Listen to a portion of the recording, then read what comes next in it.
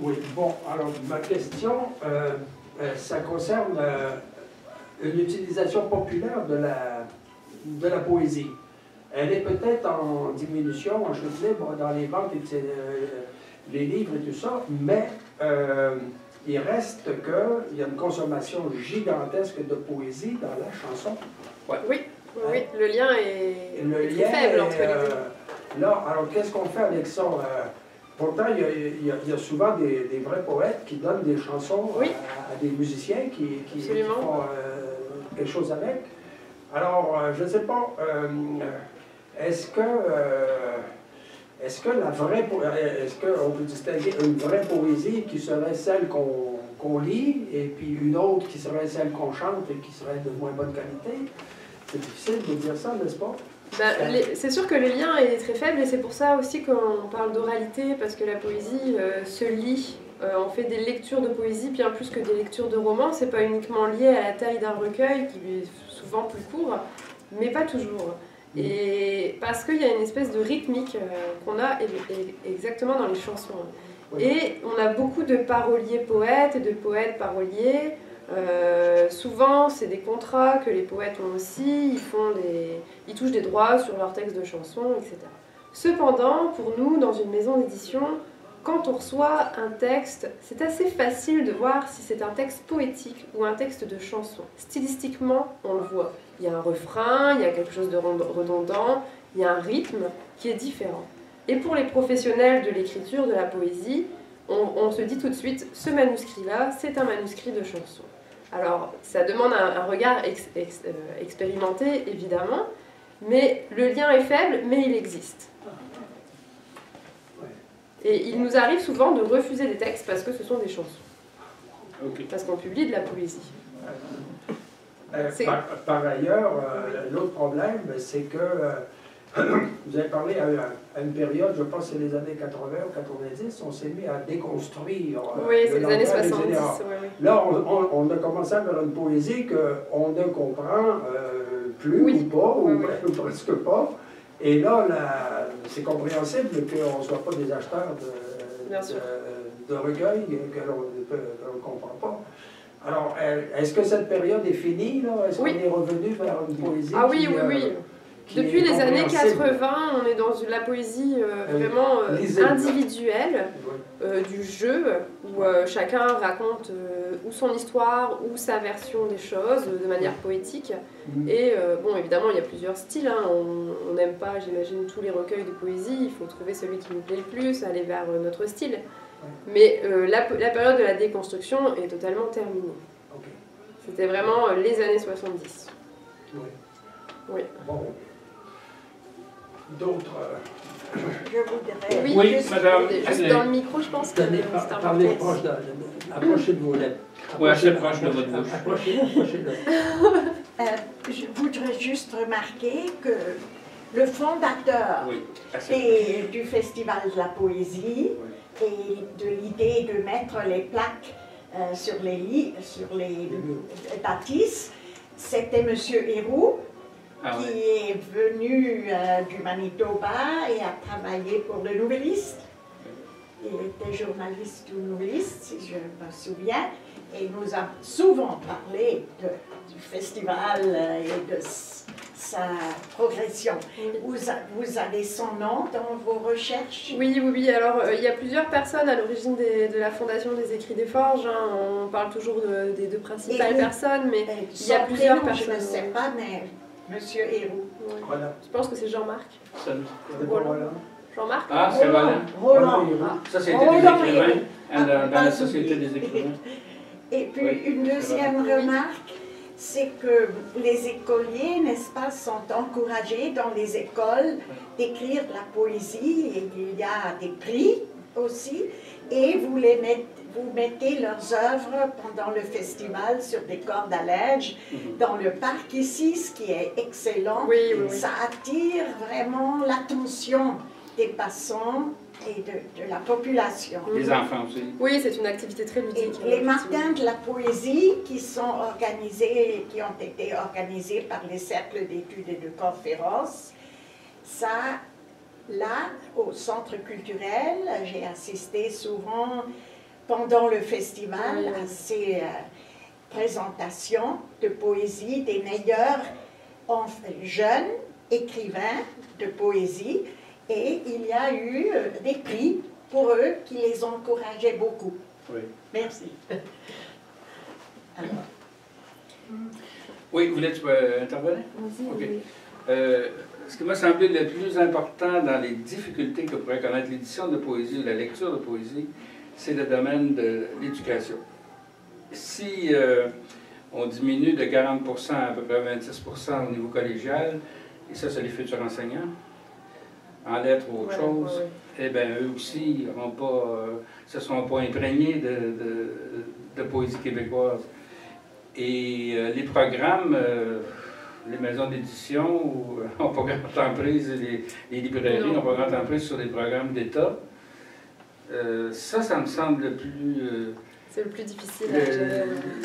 Un des points principaux là, pour la poésie. Par contre, pour Internet, eh bien, il peut se passer beaucoup de choses. Les jeunes veulent faire de la poésie. Ça, c'est facile. Dès qu'ils en entendent parler, au primaire, ça les intéresse. Et Internet peut servir, même si tout est mêlé. Là. Oui, bien sûr, bien sûr. Bon, c'est le cadre juridique qui n'est pas bon, mais après, l'initiative est excellente, effectivement. Oui.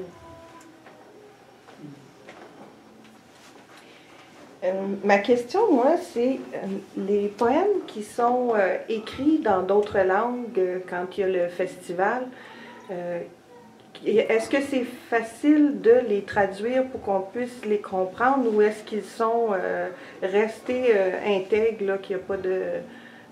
qu'on les laisse dans la langue d'origine? Bah, c'est une question qui est très pertinente, hein, la question de la traduction pour tous les domaines, mais alors pour la poésie encore plus. C'est beaucoup notre travail puisqu'on fait plusieurs livres bilingues chaque année. Souvent, les traducteurs de poésie sont aussi poètes. C'est un petit peu difficile pour quelqu'un qui parle une autre langue de traduire de la poésie. Moi, par exemple, je parle quand même très bien espagnol et j'ai beaucoup de mal à lire la poésie espagnole sans avoir la traduction en français. C'est un vocabulaire riche, très riche, avec des jeux de mots, des métaphores, c'est pas facile. Donc, trouver les bons traducteurs, effectivement, c'est un enjeu important dans la traduction d'un recueil. Et c'est pour ça qu'on prend toujours des poètes, et puis qu'on a une relecture assidue de chaque traduction, parce qu'il faut que ça veuille dire quelque chose, évidemment. Donc on a un travail... on essaye de faire le travail d'une plus grande qualité possible à ce niveau-là. Mais de manière générale, la question de la traduction est complexe dans la littérature. Puis mon autre question, c'est au sujet il y a comme une montée vers le slam. Oui. Moi, j'ai participé, là, je pense 2 ou 3 ans, il y avait eu un concours, je crois, à la bibliothèque. Il y avait eu beaucoup de gens qui ont participé dans le public. J'ai trouvé ça intéressant. Je crois que même Trois-Rivières était dans les premières places.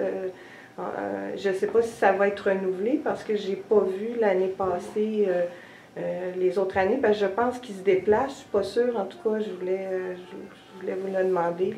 Qu'est-ce que vous en pensez? Là encore, c'est une bonne question.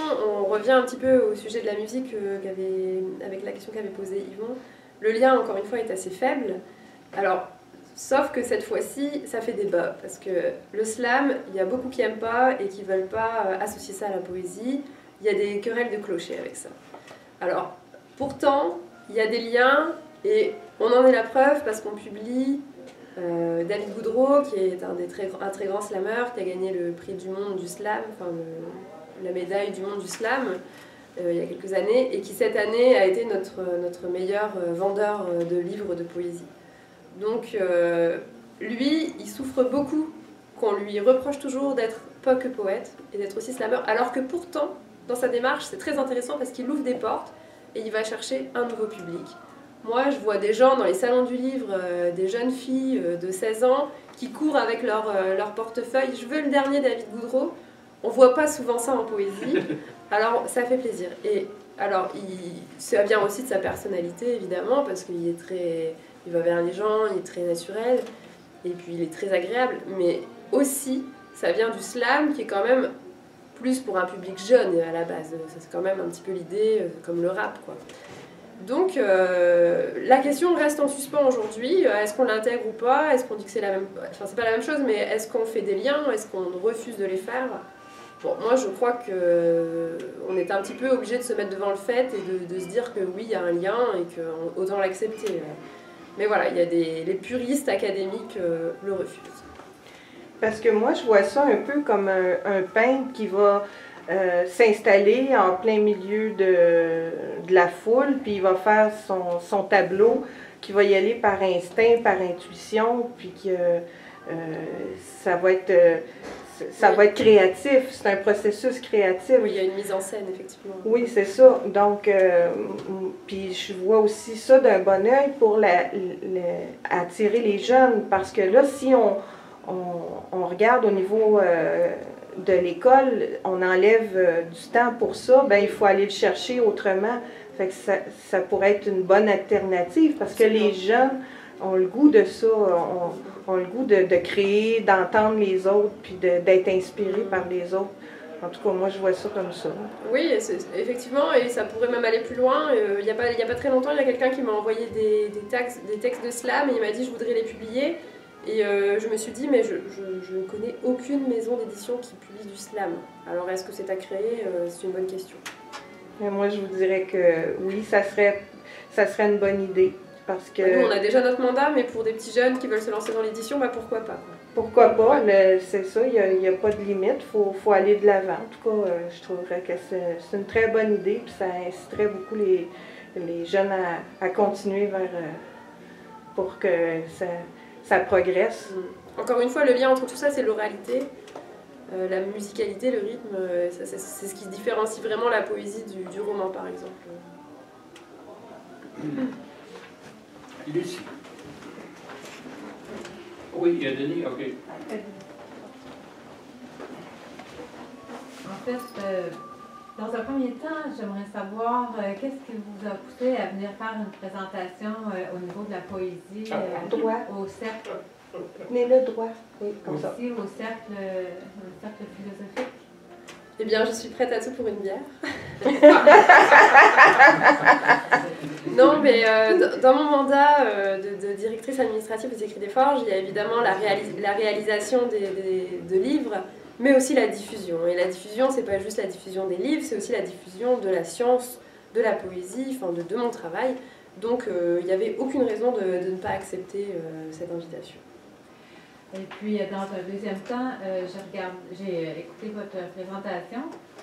Et puis, bon, moi, j'ai des enfants, puis, bon, ma fille a la trentaine à peu près. Puis, j'ai constaté à un moment donné que les amis vont acheter les autos la même couleur, vont acheter les mêmes vêtements. Donc, par catégorie d'âge, les goûts sont communs à plusieurs personnes. Donc, je me demandais si peut-être essayer de développer vraiment peut-être un marketing qui va aller cibler des catégories de personnes en présentant à ces personnes-là ce qu'ils ont besoin, comme tantôt, l'intervenante de tantôt parlait du slam. Alors, ça pourrait... en fait, c'est ça, il faudrait absolument peut-être diversifier le... Mais on a déjà des livres qui sont très diversifiés. Après, c'est sûr qu'il faut venir vers nous pour s'y intéresser. On a un petit peu du mal à rejoindre nos publics autrement. Mais l'uniformisation, elle est difficile à appliquer à la littérature et aux arts en général. Tout le monde achète une voiture de la même couleur parce que c'est à la mode, et malheureusement, tout le monde lit le même livre parce qu'il est à la mode. 50 nuances, machin, cet été, tout le monde l'a lu. Moi, je suis absolument contre ça parce que je me dis, mais il y a autant de livres qu'il y a d'êtres humains, enfin il y en a même plus, et pourquoi on devrait tous lire le même livre? On est tous différents. Allons chercher le livre qui nous plaît, on a des outils pour ça, il y a Internet qui peut nous aider, il y a des libraires évidemment, c'est leur travail, les bibliothèques aussi, et en plus c'est gratuit. Alors oui, après, est-ce que moi, en tant qu'éditrice, je dois pousser mes auteurs à faire un livre qui corresponde à un public qu'on veut cibler? C'est un peu compliqué quand même. Non, moi je pense que vous pouvez avoir plusieurs auteurs, différents types d'auteurs, mais la publicité, le marketing doit se faire pour aller chercher pour chaque auteur le public qui peut qui peut être... Oui. Puis, alors ça ouvre le débat sur notre question, comment on fait pour rejoindre le public? Parce que nous, on a un système d'infolettres qui est très, très moderne, on a un site internet qui, bon, lui, n'est pas moderne, mais qui est en train d'être fait. On a plusieurs présences par lancement, on va dans les salons, nos auteurs sortent, ils font des spectacles, il y en a tous les mois, il y a des auteurs qui font des spectacles. Et puis, vous voyez, ce soir, je suis ici, on ne peut pas dire qu'il y a beaucoup de monde.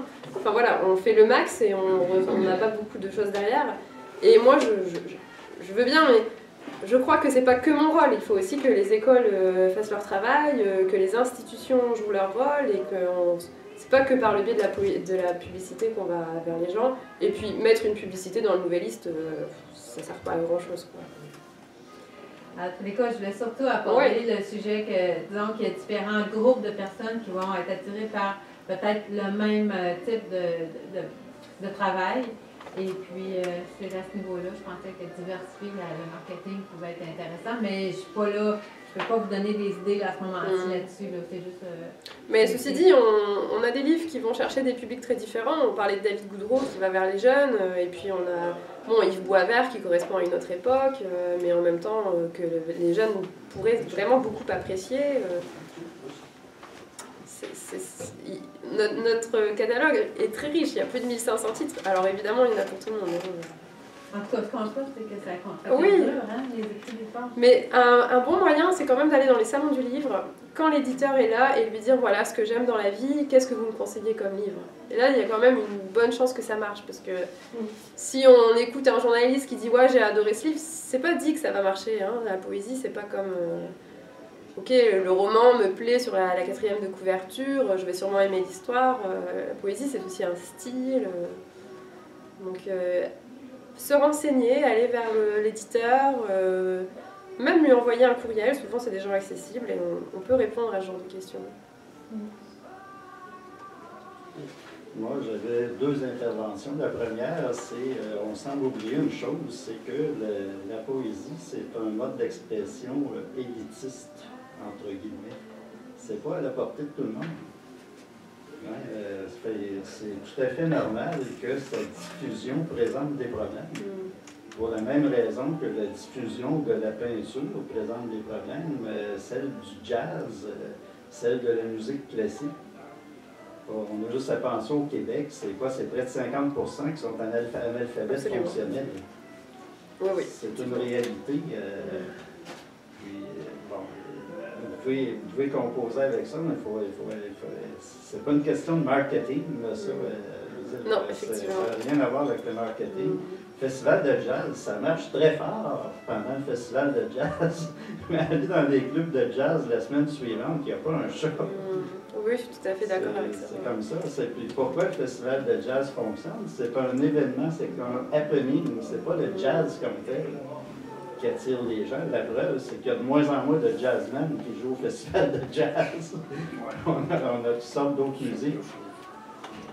Ça, c'était la première chose. Puis la deuxième, j'avais une question à vous poser au sujet de l'accord qui va peut-être être ratifié, espérons que non. Le fameux accord général sur l'économie et le commerce.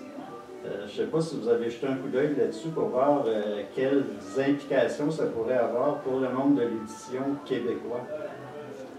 Là, vous me prenez un peu de cours. Est-ce que vous pouvez me faire un petit résumé Ah, ben c'est ça. Moi, je n'ai pas regardé cette partie-là de l'accord, mais je sais que vous parliez tout à l'heure, c'est ce qui m'a fait penser à ça. Vous parliez tout à l'heure qu'en France, par exemple, il y a une politique du prix unique. Oui. Bon, si cet accord-là entre en vigueur et ratifié parce qu'il faut qu'il soit ratifié au Canada par toutes les provinces, est-ce que ça va avoir une incidence sur la politique du livre au Québec ou sur la politique du livre en France? Parce que c'est ce que ces accords-là font. Hein.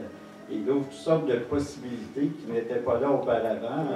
Entre autres, il y a des entreprises qui ont poursuivi le Canada parce que le Canada interdisait, ça c'est dans le cadre de l'ALENA, le Canada interdisait par exemple l'utilisation d'un additif pour l'essence qui est fortement cancérigène pour les enfants.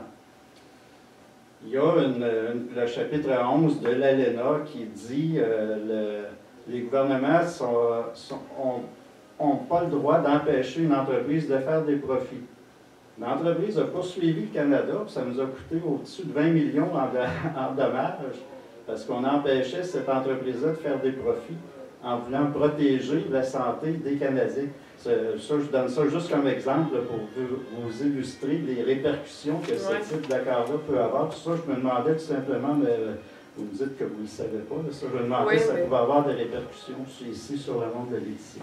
Bah, ce que je soulève beaucoup, c'est la question du lobbying, qui est quand une très grosse chaîne décide de vendre 50 livres à bas prix, elle fait de la concurrence aux petites librairies, et Dieu sait que les petites librairies de quartier ont bien de la misère à survivre. Alors, est-ce que nous, on doit accepter ça en tant qu'acteurs de l'édition et en tant que nous tous lecteurs, ou est-ce qu'on est en droit d'avoir un... Enfin, c'est des questions éthiques, hein. Est-ce qu'on est en droit d'avoir un système un peu plus humain? Moi, personnellement, j'ai toujours aimé aller dans une librairie et pouvoir commander un livre directement, parce que je ne le trouve pas en rayon. Dans les grosses chaînes, on prend ce qu'il y a. Hein. Enfin, je sais pas, on peut acheter des livres chez Jean Coutu aujourd'hui. C'est quand même dingue. Chez Costco. Chez Costco, je pensais beaucoup à Costco quand je parlais, je parlais de ça, quoi. Enfin, on sait tous de qui je parle. Tu voulais parler un autre...